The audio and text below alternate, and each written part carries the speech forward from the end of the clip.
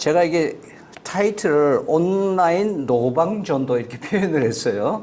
그러니까 우리는 지금 오프라인에서 노방전도, 전도지도 주고 뭐 T로 하고 여러 가지 방법으로 맨투맨도 하고 그룹도 하고 집회도 하고 이벤트도 하고 하는데 우리는 지금 온라인으로는 거의 손 놓고 있지 않느냐. 그래서 감사하게도 하나님께서 이 팬데믹이라고 하는 코로나19 이 쇼크를 줌으로써 교회들이 늦게나마 이제는 온라인 예배라든지 뭐 이런 또 온라인으로 예배 드리는 거에서 그 다음에 메타버스로 어떻게 교회가 될 수 있느냐, 그 뭐 청소년들을 어떻게 접할 수 있느냐, 뭐 이런 얘기들이 담론이 됐던 것이 참 감사합니다. 그래서 제가 대충 이 윤곽은 잡고 갔지만 지난 목요일 날 도착을 해가지고 이 상해 제가 제일 싼 제가 예산에 맞춰서 비행기 티켓을 구하다 보니까 중국 동방항공이 제일 싸서 키나바루로 가는, 그래서 상해에 머물렀다가 가는 겁니다. 갈 때 5시간 상해 공항에, 부동 공항에 있었고, 올 때는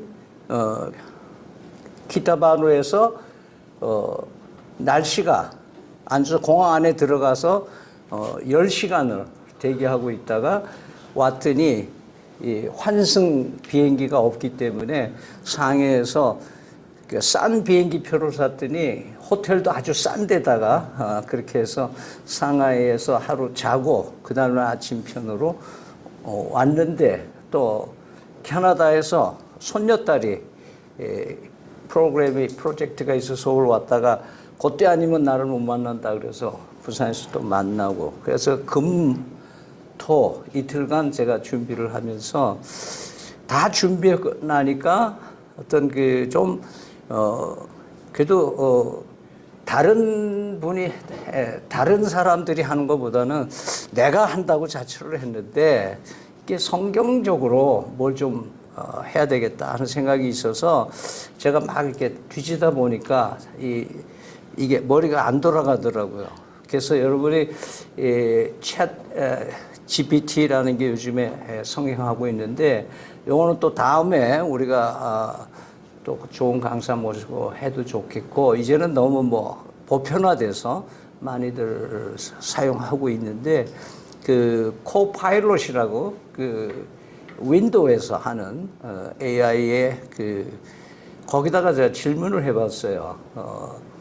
디지털과 복음 그렇게 얘기해봤더니 몇 가지로 정리를 해주는데 삥 이렇게 뭐가 나오더라고요. 그래서 제가 먼저 말씀을 가지고 왜 우리는 디지털로 세상을 접하는 시대에 살면서 성경은 농경사회, 목축사회 이런 아주 2000년 전에 사회 구조로 되어 있던 것이 우리 성경의 모든 기록입니다. 그러나 여러분들 알다시피 우리 상상을 초월하는 우리보다 훨씬 더 앞선 얘기들이 성경에 나오고 있다는 것들도 우리는 보게 됩니다.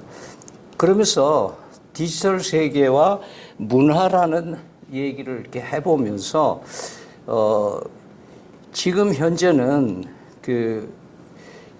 기술이라고 하는 테크니션, 하이 테크니션이 지금 일반화되고 있는 사회에서 우리는 이것을 우리도 기술을 잘 섭렵하고 다스리고 활용할 수 있어야 되는 시대에 와 있다. 그러면서 요한복음 8장 8절에 보면은 예수님께서 미디어를 사용했던 기록이 딱 하나 있습니다. 글을 쓰셨는지 그림을 그렸는지를 알 수는 없지만 가늠한 여인 앞에서 하신 말씀과 함께 이 글을 썼다고 어떻게 땅에 쓰셨다고 했는데, 예수님은 뭐 이 외에 상당한 미디어 창작자시고 우리가 알지 못하는 실물 설교도 하시고 예화도 하시고 유명한 비유 시리즈는 우리는 다 말할 수가 없죠. 그래서 성경은 우리에게 어떻게든지 이 시대에 맞는 그 시대에 맞는 미디어를 사용하는 것을 예수님께서 직접 하셨다는 것을 보게 됩니다. 그러면서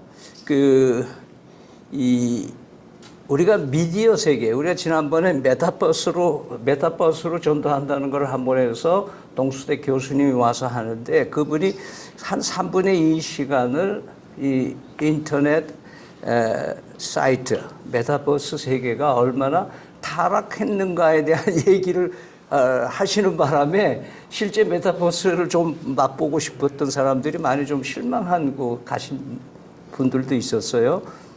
그래서 그런 의미에서 이 성경은 우리 하이테크니션에 접하는 우리들에게 일반 사회에서 말하는 음란과 모든 것들이 성행하는 것과 똑같이 실시간으로 이루어진 것 똑같이 사이버 세계에서도 엄청나게 일어나고 있다는 거.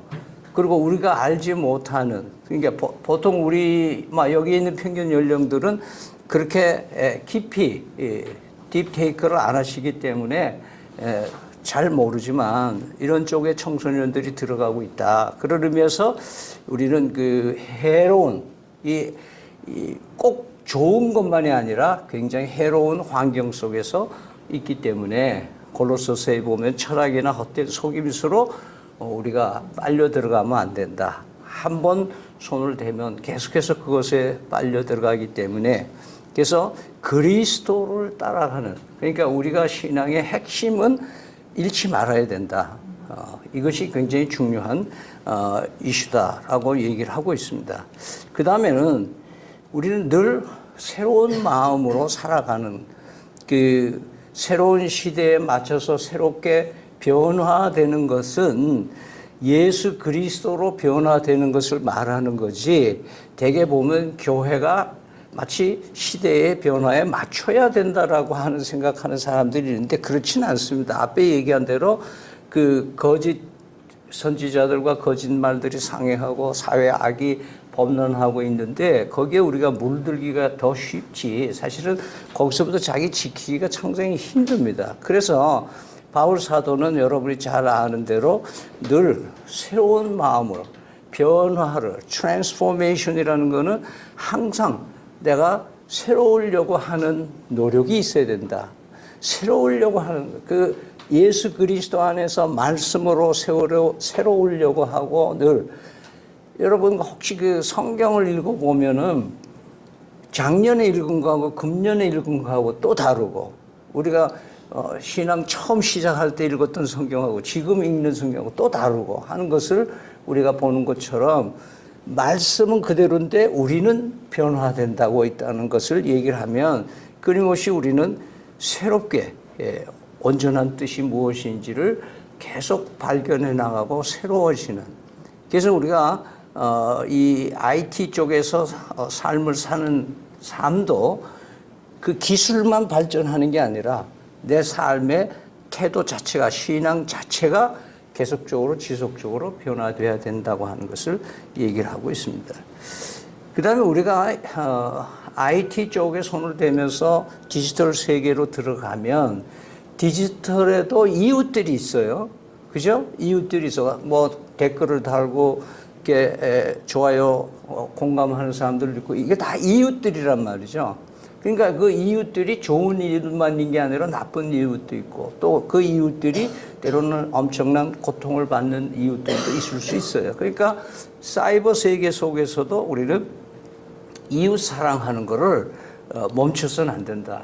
이 사람은 막 안 돼. 이것이 아니라 여러분이 잘 아는 대로 하나님을 사랑하고 또 그와 대등한 것이 이웃 사랑이다. 그러니까 이웃 사랑이 없는 사람은 하나님 사랑을 안 하는 거고, 하나님 사랑만 하는 사람은 또 이웃 사랑을 안 하니까 또 하나님 사랑을 안 하는 것이다. 그래서 이 두 가지가 십자가로 형상되는 수직과 수평을 같이 얘기해 주고 있는 것을 보게 됩니다. 마지막으로 디지털 세계 그 문화에서 보면 기술과 소통하는 것을 우리는 빠지면 안 된다. 여러분 그 누가복음 4장 16절에 가면 예수님께서 자기 고향에 갔다가 습관대로 회당에 가셨다 이렇게 얘기를 합니다. 여러분 그 당시에 회당 성전이라고 하는 곳은 요즘으로 말하면 포털 사이트와 같습니다. 플랫폼이라고 보통 그러는데 플랫폼은 역대합실을 플랫폼이라고 여러 사람이 모이는 거. 그러니까 예수님은 성전을 플랫폼으로 보시고 거기에 사람들이 모여 있는 곳에 바울 사도가 사도행전에서도 전도할 때 다 어디 갔어요? 플랫폼 갔어요. 회당으로 거기 가서 전도 사람이 있는 곳에. 그러니까 우리가 IT는 사람들이 있는 곳이다.